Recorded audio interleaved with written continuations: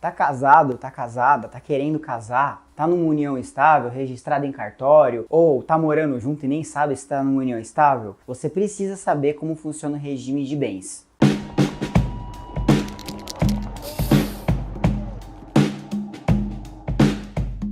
Meu nome é Renan Arbelli, eu sou advogado, e esse vídeo que eu tô trazendo hoje é pra gente complementar um pouco o assunto de um vídeo passado que a gente comentou sobre união estável.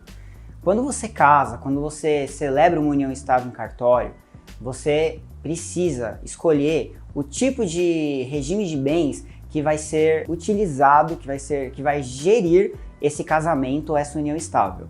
Se você que casou ou contraiu uma união estável e não escolheu, né, um regime de bens, fala: "Ah, não, mas eu fiz isso, eu assinei um cartório, nem sei o que eu assinei, nem me falaram nada de regime de bens."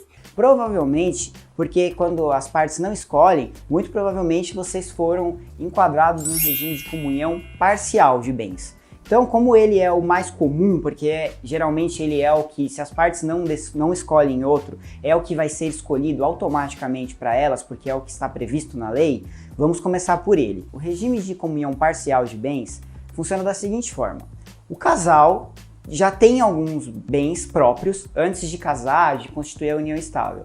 Esses bens vão continuar sendo de propriedade de cada um de maneira totalmente separada. A partir do momento em que eles constituíram o casamento, a união estável, tudo que eles adquirirem na constância, enquanto estiverem juntos com a união estável, o casamento, esse patrimônio vão ser dos dois. "Ah, mas eu comprei um imóvel e esse imóvel tá só no meu nome, então amanhã ou depois, se a gente se separar, eu vou morar no meu imóvel e eu registrei, minha propriedade." Não! Não é assim que funciona. Se você registrou um imóvel, mas você está no regime de comunhão parcial de bens, sua esposa, seu esposo, ele vai poder entrar com uma ação judicial e vai pedir para que o juiz reconheça que 50% desse imóvel ou desse bem que foi adquirido seja dado para ele. Basicamente, é assim que funciona o regime de comunhão parcial de bens. Agora vamos falar de comunhão universal, ou também conhecido como total de bens.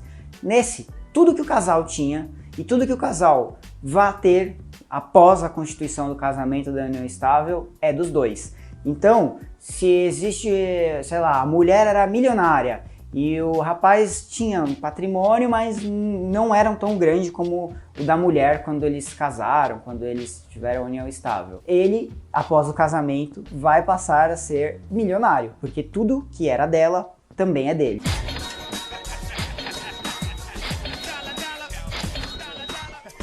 Eventualmente vão se separar, ele vai ter direito a 50% do patrimônio total, inclusive o que a mulher teria antes de constituir o casamento. Esse regime da comunhão universal era o regime que era muito utilizado antigamente.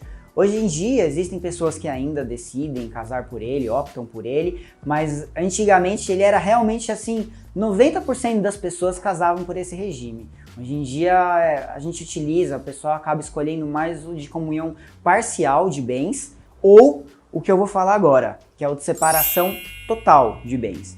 O regime de separação total de bens, tudo o que o companheiro ou que o cônjuge, o esposo, tem é dele e tudo que ele adquirir na constância desse casamento ou dessa união estável vai continuar sendo só dele. Então lá na frente, se eventualmente tiver uma separação, uma dissolução da união estável, cada um pega seu caminho, vai embora, já tem seu patrimônio e acabou. Acontece que, ainda assim com o regime de separação total de bens, eu recomendo aos meus clientes, recomendo às pessoas que quando eles forem comprar um patrimônio que tem uma expressão financeira muito alta, por exemplo um imóvel, ele converse com o companheiro, com o esposo, com a esposa dele e vão até o cartório lavrar uma declaração de que o cônjuge que não está comprando o imóvel afirma que ele não está participando financeiramente para aquela compra. Porque mesmo na separação total de bens, se lá na frente, depois de uma separação desse casal, o cônjuge que supostamente não comprou o bem tiver como comprovar que ele ajudou a fazer o pagamento daquele bem, que ele comprou junto, ele pode ser que ele consiga ter direito a ter 50% daquele patrimônio. Um outro tipo de regime que existe, muito parecido com separação total de bens, é a outra separação total obrigatória de bens. Para pessoas que casam com mais de 70 anos, casam ou adquirem união estável com mais de 70 anos. O legislador trouxe essa obrigação na lei para que evitem aquele negócio de golpe do baú. Eu particularmente acho que se a pessoa tá lúcida, a pessoa tá sã, ela deve saber muito bem o que está fazendo, não deve ser tutelada, o Estado não tem que ser babá de ninguém, mas a lei prevê isso para que seja assegurado lá eventualmente no falecimento dessa pessoa, a herança, os bens dela sejam assegurados para os filhos, para quem efetivamente seria herdeiro, e evite que um golpista ou uma golpista se beneficie levando os bens embora, ficando um ano casado com um milionário ou com uma milionária e deixe todos os outros herdeiros lesados recebendo muito menos do que eventualmente receberia. Então eu acredito que se vocês conhecem alguém que está casado, tem dúvida com relação de regimes de bens, como vai funcionar, mostre esse vídeo porque é muito importante que vocês saibam dos seus direitos, das possibilidades que vocês têm, para que amanhã ou depois ninguém do casal, nenhum nem outro, saia lesado, saia descontente. É legal porque o combinado não sai caro, né? Assim que dizia minha avó. Mentira, minha avó nem dizia isso, mas a galera fala aí por aí. Valeu, galera. Obrigado, tamo junto.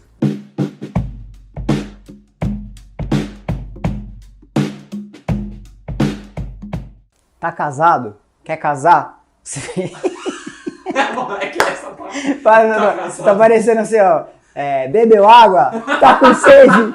Água mineral! Água mineral! Oh, oh, oh, você vai ficar legal! Parararararara. Vai, vamos.